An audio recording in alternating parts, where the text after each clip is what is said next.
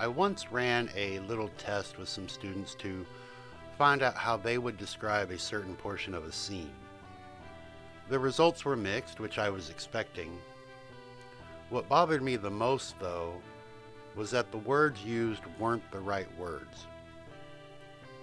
Today, I want to cover this little test and explain how and when to use the right words when you are filling out your story.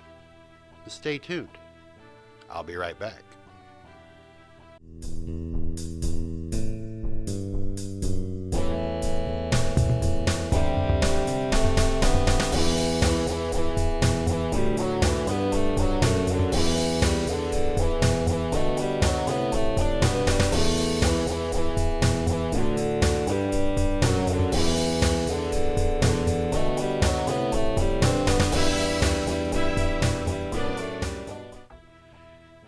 Here's what I'm going to do. I will recap the scene writing test for those of you that want to play along. I'll set up the scene as I did for the students and explain what you need to do. If you want to play along, you can then pause the podcast while you write out your words. If you do not want to play along, then there's no need to pause the podcast. However, you are boring and you will have to bring your own snacks to our future parties. Ready? Okay. The scene takes place in the middle of a suspenseful thriller novel. We're nearing the climax of the main plot where the protagonist is heading into the antagonist's hideout for the big confrontation. This particular scene starts with the main character driving to an old abandoned shopping mall. It is midday, but the weather is dreary. In our rough draft, we have the protag driving up, parking in the parking lot, and heading inside the mall. This is the part we need to add more words to. Your job is to write this part of the scene, from the car entering the area and parking in the parking lot. I want you to describe the parking lot for the reader. If you are playing along, go ahead and pause the podcast and get to work. If you are not playing along, I'm still mad at you and giving you a dirty look that you can't see because this isn't video.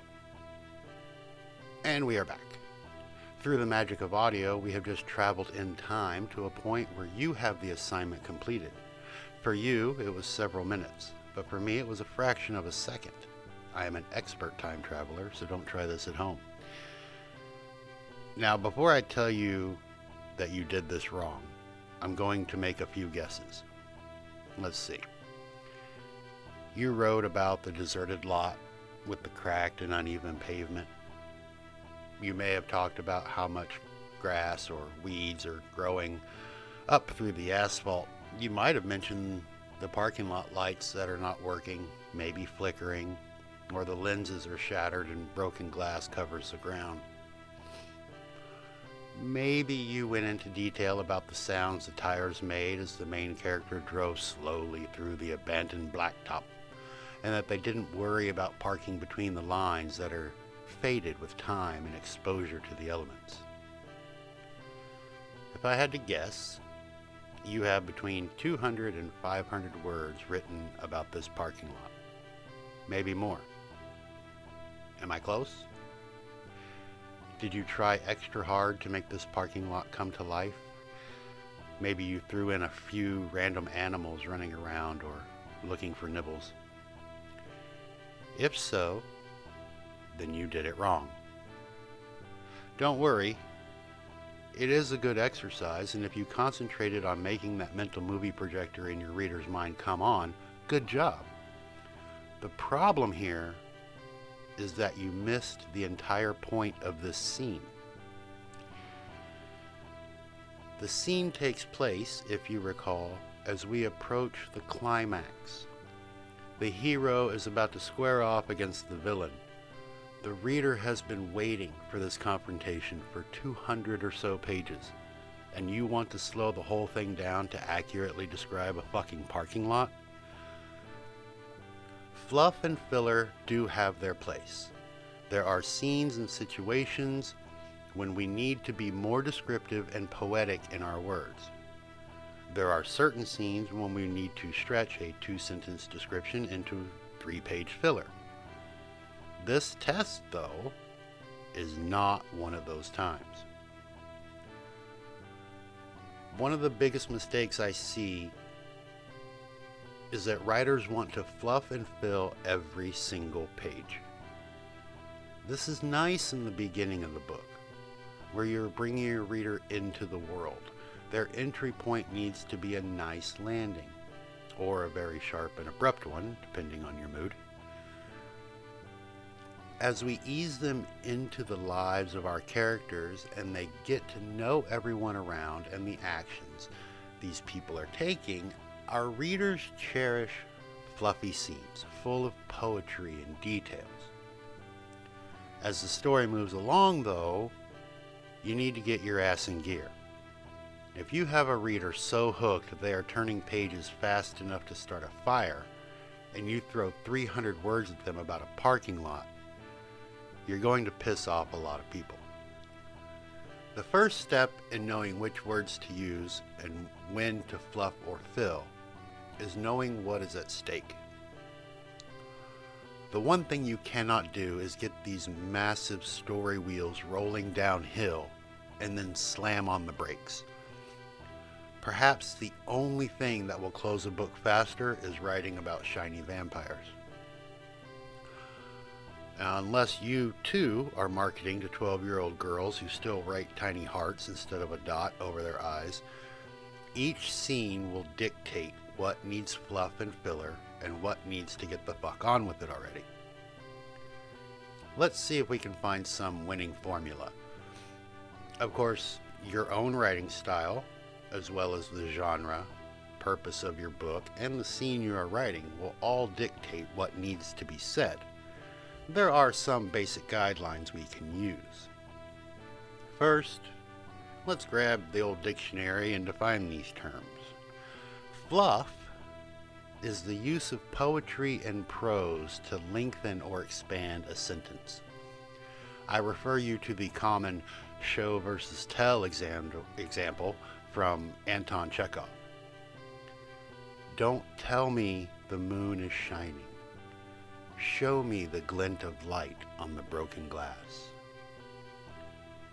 This is an example of fluff. Filler is using extra words to say the same thing without being flowery. To piggyback from Chekhov, instead of fluff, the sentence with filler would be, don't tell me the moon is full, show me the light through a window. Neither example is wrong. Neither is right. It is a matter of what you are writing and how important it is to the story. You will hear a lot of old-timers telling you to move the story forward. Every word should push the reader to the next one. To an extent, I agree with this. However, there also needs to be a welcoming, comforting feeling to your book. So we start our books with a proper landing for the reader. You have to remember our story takes place at a certain point along a timeline. The characters were doing their thing long before page 1 and will continue to do their thing long after the end of that story. As the writer, you decide where the story starts. It should be in a spot along that timeline where the reader can be dropped in safely. You want them to have the time and opportunity to get to know their new surroundings, meet their new friends, and understand what is going on, the plot, and why it is happening, the stakes. In these chapters, fluff is more prevalent than filler. We ease them into our story and writing style. We start giving them questions they need to have answered, and this is what propels the story forward. By the time our main character pulls into that abandoned parking lot, the stakes are too high. The plot is at its peak and the reader doesn't need or want your fluffy words. You still have to set the scene, of course, but now is when fluff is eliminated and filler is only used on an as-needed basis.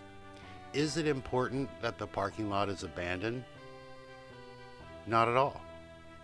We can add a broken down truck to the middle of the lot if we wanted. We can add all the broken glass that cracks under the main character's feet as they rush to the boarded up front doors of the mall. We can use these filler words to show the truck and the broken glass, or the weeds, or those branches from last week's storm. The best way to do it, though, is to have the character notice them. Perhaps she checks the truck for a weapon or to make sure no one is hiding near it. You can put that dilapidated truck in the lot, but it doesn't need to be poetic or take up 2 pages of climax. Get on with the story. After the climax, when we're coming down the other side of that story arc, we can once again make the landing a bit softer. Of course, you want to be careful here too. Too much fluff and filler can lead to a bad ending. I always like to imagine my story as a roller coaster. At this point, the giant loop-de-loop is over, and the reader is trying to catch their breath and slow their heart rate. I may throw in a few small turns on the roller coaster track, but nothing too serious. Filler works well here instead of fluff. It is still soft and welcoming, but it's not enveloping. If we go right from the climax where fluff and filler are nearly non-existent and start using a lot of fluff again, the landing will be too jarring. Ease your reader into that next slow turn before you ramp it up again. Playing with fluff and filler can be difficult. This is where trial and error, along with utilizing beta readers, will come into play. The best course, though, is to picture yourself as the reader along this journey you are creating. Start by giving them the absolute essentials: location, time of day, clothing, vocabulary, a mission. From there, decide how much of that scene needs to be expanded. You want to make each scene inviting and complete. But if it stalls the story, then less is more. Play around with your descriptions and actions, along with your dialogue. If you're still having trouble, stop by the blog and let me know what's going on, and I'll help you get it sorted. Just leave a comment and we'll get you back on track. Until next week, kids, have fun. Write words.